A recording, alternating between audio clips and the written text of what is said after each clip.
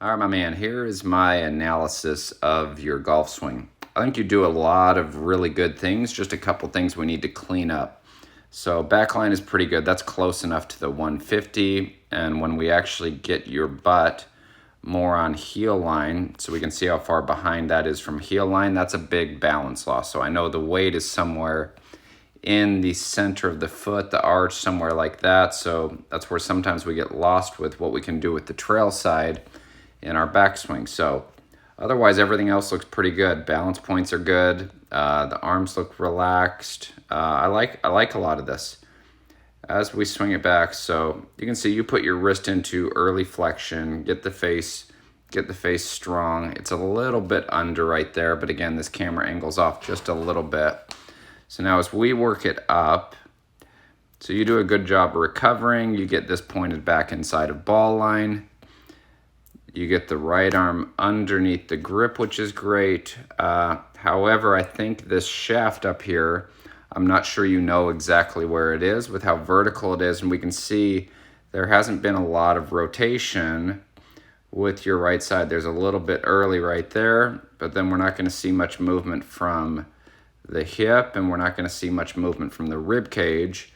And so you'll see kind of right in here, if I take all this away, this is where your most depth is, but that club's actually starting to work back in to where you don't have as much depth as you did at about P3. So this right here, this is just the arms never stopping.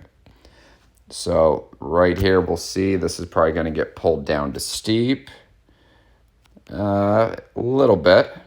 So a little steep, and then it lays down.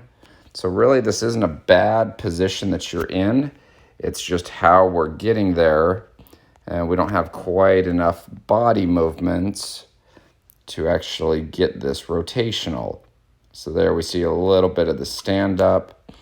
Butt's worked under closer to your heel line. Back line's now up here at, let's see.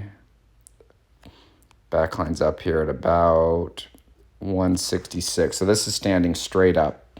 So what I would like to see us do is I want to see the butt getting more on your heel line. So that'll put the pelvis more underneath the core versus the core sitting out in front of where the pelvis is.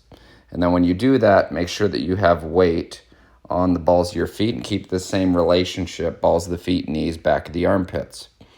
Then what we need to do from there is we need to allow this knee, femur, and we need to allow the pelvis to actually start rotating earlier so the arms can swing back a little bit wider.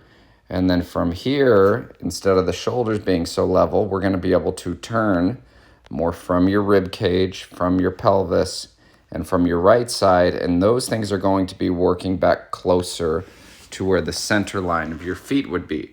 That will allow you to keep your left bend in, the right rib cage can fully retract, and we could probably allow this arm to work up a little bit more because the shoulder plane is going to start to steepen, and then we can really start to get the lower body working right there. So big things that we're going to fix the setup.